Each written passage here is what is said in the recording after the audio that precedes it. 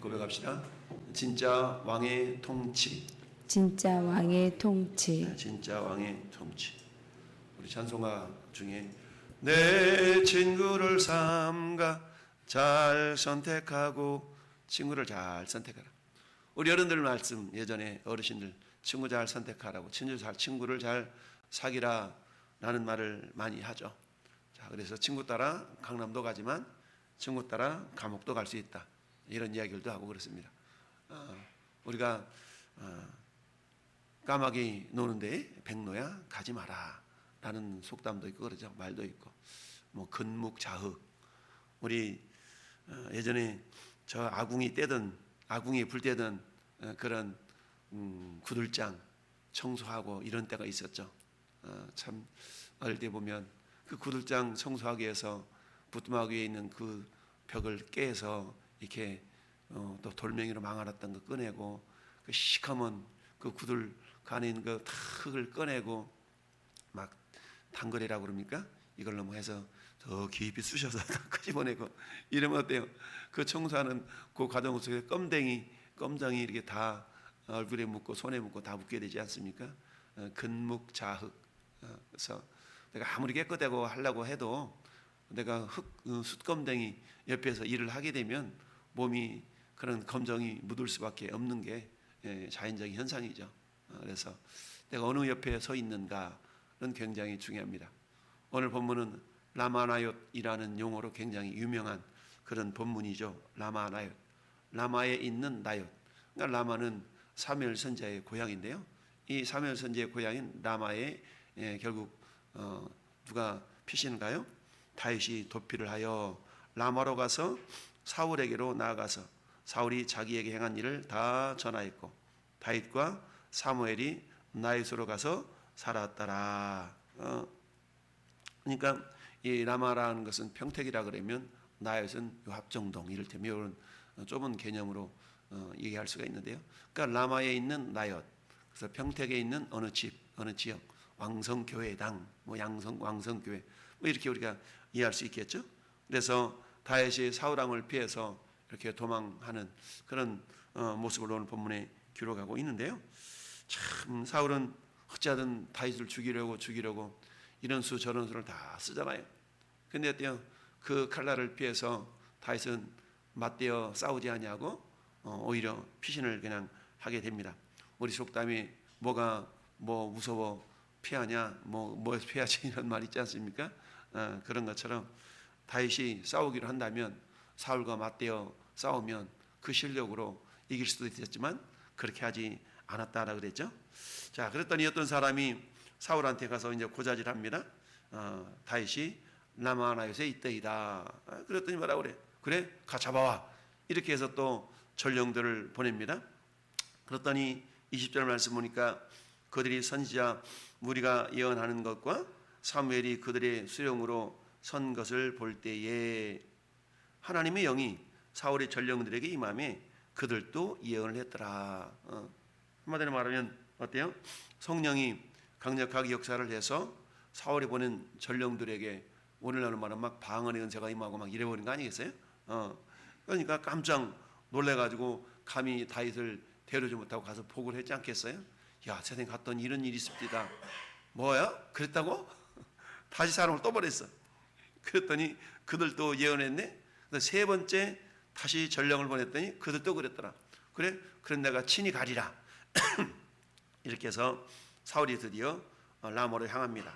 그랬는데 그 입구에 거의 마을 입구에 도착해 보니까 큰 우물에 도착해서 물어서 말하기를, 자, 여기에 사울과 다윗이 있다면서 어디 있어? 그랬더니 라마나옅에 있나이다. 그랬더니 사울이 라마나옅으로 향해서 가는 도중에 하나님의 영이 그에게 임하니까 그가 라마나옅에 이르기까지 걸어가면서 예언을 했더라. 사람들이 깜짝 놀라서, 오, 사울도 선지자 축에 있어? 네, 전혀 그런 일이 없었던 그 사울이 그런 모습을 보이니까 그렇다라는 얘기죠. 오늘 말씀의 제목, 진정한 왕의 통치가 뭔가, 누가 진정한 왕인가? 사울도 왕이었고, 그러나 성령 능력으로 이처럼 사울 왕을 압도했던 진정한 왕은 결국 만군의 여호와 하나님이신 것을 오늘 우리에게 나타내 보이고 있는데요. 이처럼 두 왕 사이, 하나님이 진짜 왕인가 사울이 왕인가 라는 두 왕 사이에서 어떤 분이 진정한 왕이신가를 오늘 본문을 통해서 우리에게 보여주고 있죠. 한마디로 하면 진짜 왕 대신 하나님은 인간의 통치를 무력화시킬 수 있는 전능자이신 것을 우리에게 말씀해 주고 있습니다. 자, 사람의 마음에는 많은 계획이 있어도 오직 여호와의 뜻만이 온전히 서리라 라고 잠언서 19장 21절은 말씀하고 있습니다. 그렇습니다. 인간왕이 아무리 자기를 그말로 시기 질투로 말미암아서 자기의 대적이라고 단언하고 막 죽이려 하는 이런 모습들이 보게 되는데요. 오늘날 정치판도 똑같지 않습니까? 정적이라는 미명하에 자기와 뭔가 노선이 맞지 않으면 그냥 밟아야만 되는 그런 어떤 치열한 싸움이 있는 것이 정치판이라고 말할 수가 있는데요. 자, 어찌하든 사울은 시기 질투로 말미암아서 다윗을 제거하려고 하는 그런 수단을 동원해 놓고 있는데요. 자, 그럼에도 불구하고 하나님께서는 어때요? 정말 인간이 세운 어떤 계략과 어떤 책략, 이런 정치적인 목적 이런 것을 아무리 이루려고 해도 하나님께서 허락하지 아니하시면 결국 이룰 수 없는 것이 오늘 본문을 통해서 하나님의 통치 아래에 있는 모습이다라고 말씀할 수가 있습니다. 자, 시편 2편 말씀도 세상의 군왕들이 나서며 관원들이 함께 꾀하며 여호와라 그 이름 기름 부음 받은 자를 대적하며 하늘에 계신 이가 웃으시며 주께서 그들을 비웃으시로다. 그러니까 아무리 사울이 군사적으로 위협을 해서 다윗을 어떻게 헤아리고 한다 할지라도 그 모습을 하나님 이렇게 바라보시면서 이게 아니야 이게 아니야 이러면 인간의 수고가 헛될 수밖에 없다라는 얘기죠. 사람이 여호와께서 집을 세우지 아니하시면 아무리 인간의 수고가 헛되며 그 파수꾼이 아무리 깨어 있어도 그것이 헛되다. 여호와께서 성을 지키지 아니하시면 파수꾼의 깨어 있음이 헛되다라고 시편은 말씀하고 있죠. 결국 모든 인간의 통치는 하나님의 통치 허락하에 있다라는 그런 겸손함을 가져야 되는데 인간이라는 것이 권력을 잡으면 자기 위에 머리 위에 아무것도 없는 것으로 이렇게 여겨지게 되는 교만함이 찾아오게 되죠. 그러니까 항상 어때요? 내 머리 위에 누가 있다, 머리에 누가 있다 이러는 것들을 생각해야 됩니다. 우리 저 앞에 플래카드 사장님이 시의원 이번에 되셨던데, 근데 이분한테 제가 문자를 이렇게 축하 문자를 보내면서 그런 얘기를 했어요. 그러니까 좀 시 조례에 보면 정말 그 성경적인 그런 관점에서 볼 때 굉장히 비성경적인 조례들이 많이 이렇게 제정이 되고 그러던데, 비성경적인 조례가 규칙이 제정되지 않도록 가서 좀 수고를 좀 해주라 이렇게 부탁했더니 네 알겠습니다 목사님 이렇게 답이 왔더라고요.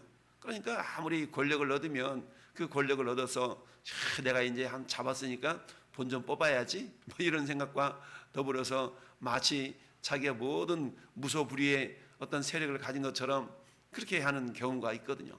근데 아무리 인간의 통치가 그러한다 할지라도 결국 어때요? 하나님 허락하심이 없다면 이룰 수 없는 것이죠. 그러니까 세상 많은 외국 나라들이 우리 한국을 이상하게 여긴다고 그러잖아요. 분명히 경제적으로 굉장히 어려움을 겪을 터인데 여러분 오늘 그 어제 환율이 얼마였습니까? 지금 1,500원 중반대를 달려가고 있는데 옛날 같으면 지금 어때요? 저 IMF 시절을 제외하고는 그렇게 환율이 높았던 때가 없었는데 그런 모습을 보면서도 전혀 레거시 언론들에서 이 환율이 높아진 거에 대한 위험성 이런 것들 얘기 않잖아요. 그만큼 인간이 무뎌지고 이럴 수밖에 없는데 여러분 환율이 오른다는 얘기는 어떤 의미가 있어요? 우리 돈 가치가 떨어진다는 얘기거든요. 우리나라 한국 화폐의 가치가 떨어진다는 얘기는 어떤 의미가 있습니까? 세계 경쟁력이 없다는 거거든요. 경쟁력이 없으면 어때요? 우리나라가 거의 외국 물건을 사다가 살아가는 나라인데 우리나라 돈 가치가 떨어지면 어때요? 수입 물가가 올라가게 돼 있어요. 수입 물가가 올라가면 어때요? 국내 물가가 다 올라간다고. 다 올라가. 아무리 주가 지수가 8천을 뛴다 할지라도 실질적으로 국민들이 살아가는 삶의 현장이 팍팍하고 힘들고 어렵다는 것은 누구나 다 느끼고 있는데 아무리 주가 지수만 올라가면 뭐합니까? 그것도 몇 개의 종목이 그걸 뒷받침하고 있는 가운데 있는데 그러니까 우리가 한마디로 말하면 허수에 우리가 놀아나서는 안 되는데 정말 우리나라 그 환율이 정말 어떤 정상화가 될 수 있도록 이런 데 어떤 어떤 정치력을 동원하고 이래야 되는데 일단 눈에 보이는 어떤 권력에 취해서 이런 모습들이 참 안타까운 현실에 있는데요. 이런 모습을 보면서 아무리 그런다 할지라도 하나님, 이 나라의 민족이 망하지 않고 이렇게 꾸려지기까지는 그래도 보이지 않는 하나님의 손이 마치 라마나루에서 전령들이 성령이 충만한 것처럼 우리 하나님께서 이 대한민국, 자유대한민국이 어떻게 건국이 됐습니까? 그야말로 저 위대한 이승만 대통령의 어떤 건국 그 이념 자체가 철저한 기독교적인 그런 가치관, 하나님을 철저하게 신뢰하는 그런 가치관 속에서 세워진 나라잖아요. 그러다 보니까 지금도 방방곡곡에서 나라와 민족을 위해서 기도하는 그런 국국에 기도하는 많은 기도하는 사람들이 있기 때문에 그나마 이 땅의 민족이 이 정도까지 하나님께서 은혜를 베풀어주고 있다라고 많은 사람들이 진단을 합니다.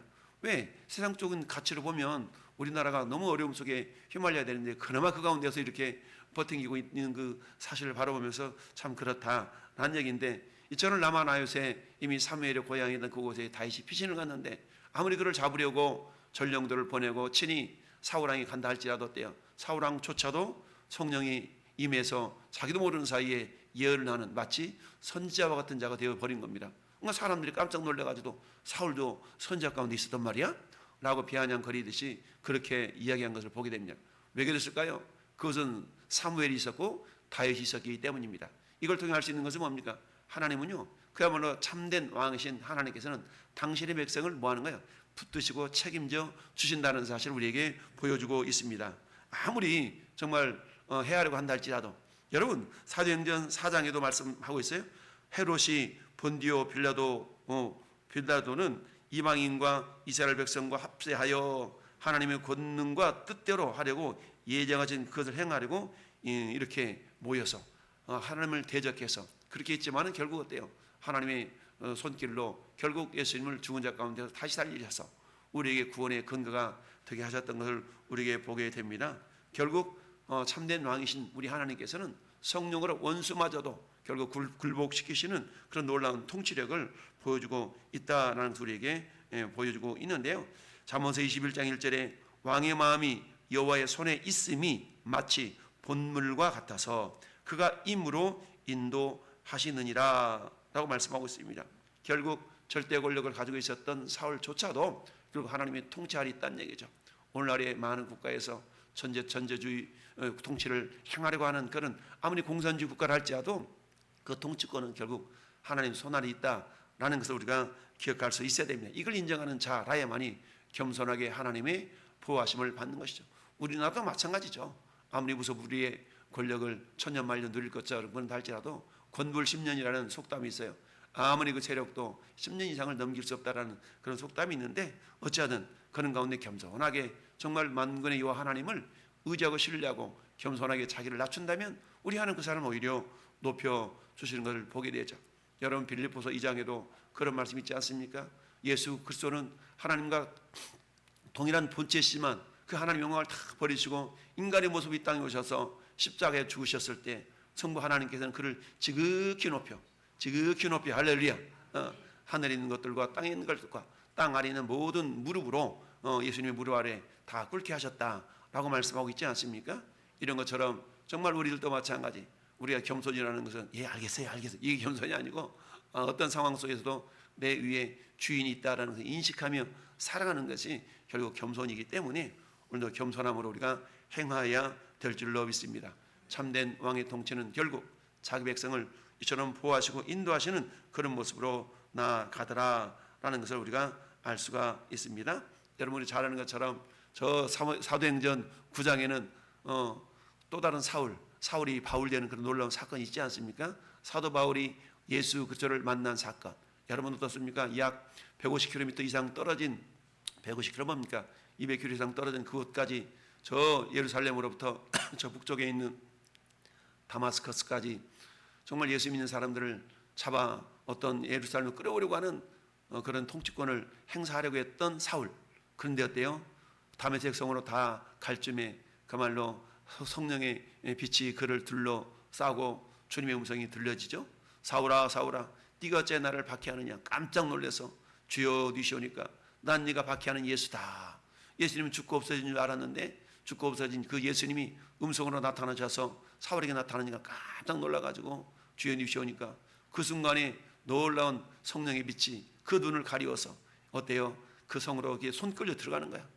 그럴 때 그 성에 있었던 아나니아 선지자에게 임해서 말씀하시잖아. 야야, 내가 누구를 보낼 테니까 그 몸에 손을 얹어 대서 좀 눈을 좀 띄워줘. 그때 아나니아 선지자 깜짝 놀라잖아요. 왜? 이미 사울에 대한 소문을 들어 알고 있거든. 한마디로 말하면 그것은 예수 믿는 사람을 잡아다가 족치는 그런 일을 감당했던 사람이 사울이었으니까 하나님 이런 자 아닙니까?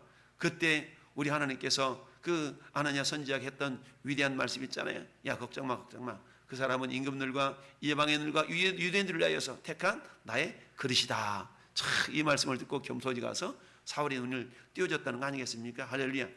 이전에 보지 못했던 눈이 성령 충만하니까 새로운 눈이 열려져서 보게 됐다라는 겁니다. 우리들도 마찬가지입니다. 육신적인 눈으로 볼 수 없는 것이, 이 물리적인 눈으로 볼 수 없는 것이 성령의 눈을 가지고 보면 보입니다. 할렐루야. 한 영혼 한 영혼이 바라볼 때, 여러분, 저 걸어가는 저 영혼이 정말 구원받은 영혼인가? 저 영혼이 멸망길을 향해 가는 영혼인가? 날마다 전도하는 그런 전도 현장에서 저하고 우리 저기 김현중 우리 성도님을 전도할 때마다 눈이 떼이는 것이 그런 모습이에요. 야, 저 영혼은 예수 믿을까? 어떤 영혼은 참 그런 생각이 들어요. 표정도 무표정에다가 먹는 것까지 그냥 모든 문제를 자기가 다 짊어진 것처럼 걸어가는 사람들이 있어. 그러면 마치 도살장으로 끌려가는 돼지처럼, 아니 저 지옥문을 향해 걸어가는 그런 사람이 아닌가라는 그런 생각이 막 들 때가 있거든요. 그런 모습을 볼 때마다 굉장히 안타까워. 그러면 복음을 전하면 어때요? 어떤 사람은 감사합니다, 어떤 사람 겸손하게 목례를 하고 지나가는 사람, 어떤 사람은 확 손을 뿌리치고 지나가는 사람, 어떤 사람 눈을 확 흘기고 지나가는 사람, 별의별 사람들이 다 있는데, 어쨌든 그래도 하나님은 모든 사람이 구원을 받으며 진리를 아는 데 이르기를 원하신다. 할렐루야. 그런 마음을 우리가 품고, 주님 마음을 품고 끝까지 복음을 전해야 됩니다. 어제도 정말 전도하는데 어떤 여성이 이렇게 지나가다 말고 가만히 서 있는 거야. 전도를 이렇게 전도를 드리면서 대화를 나눴더니 세상말로 파란말장한 정말 그런 삶을 사셨던 분이 이렇게 계셔서 한참을 얘기하고 보니까 참 그래 안타까워요. 그래서 어제 만나서 한참 복음 전하고, 그래서 이제 아마 우리 교회 오셔서 전 신앙생활을 하실 수도 있는데 하여튼 그렇습니다. 그러니까 다양한 사람들을 만나요. 그러니까 하나님께서 정말 때를 따라 이런 사람 저런 사람들에게 복음을 전해서 그들이 주님께로 돌아올 수 있도록 하는 그 역사, 그건 내 힘이 아니잖아요. 제 안에 계신 성령님이 그때 무슨 말할 것을 주시리니, 할렐루야. 그때 말할 것을 주시고 생각나게 하시거든요. 우리들도 역시 마찬가지. 우리 안에 성령님이 계시기 때문에 그때 말할 것을 주십니다. 마치 사울왕의 전령들이 남아나에서 갈 때에 예언했다는 얘기는 자기 말이 아니라 성령의 말이거든요. 할렐루야. 그런 것처럼 아마 그랬을 것 같아요. 다윗은 죄가 없어, 다윗은 죄가 없어. 아마 이렇게 했을지도 몰라요. 근데 왜 우리 사울왕은 다윗을 잡아라 그럴까, 잡아라 그럴까? 아마 그랬을지도 몰라요. 아니, 사울도 자기가 친히 라마나에서 이르렀을 때 아마 자기 입술로도 그랬을 것 같아. 다윗은 죄가 없지, 다윗은 죄가 없지, 내 잘못이야, 내 잘못이야. 아마 이랬을 수도 있을 것 같아. 정확히 나타냈지 않지만 어찌하든 참된 통치, 참된 왕은 우리 만군의 여호와 하나님, 결국 그 모든 통치는 예수 그리스도를 통해서 완전하게 이루어지게 되는 것 아니겠습니까? 우리 주님이 이 땅에 2번 오십니다. 예수님의 초림은 모든 인류를 구원하시기 위한 그런 구원을 위한 구원주로 오신다 그러면, 예수님의 다시 오심은 심판주로 오십니다. 이 땅에 우리가 주님 다시 오실 그날까지 구원주로 이 땅에 오셔서 여전히 그 행사하시는 그런 놀라운 은혜를 우리를 통하여서 이루어 가기를 원하고 있지 않습니까? 다시 오실 주님은 예외 없이 믿는 자들은 영원한 천국의 삶을 살게 하시지만 그때까지 주를 알지 못한 자들은 기회가 없는 거 아니겠어요?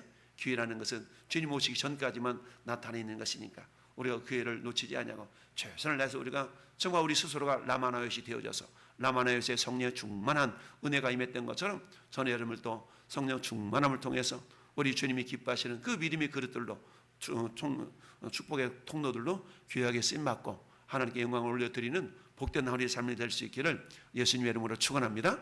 아멘.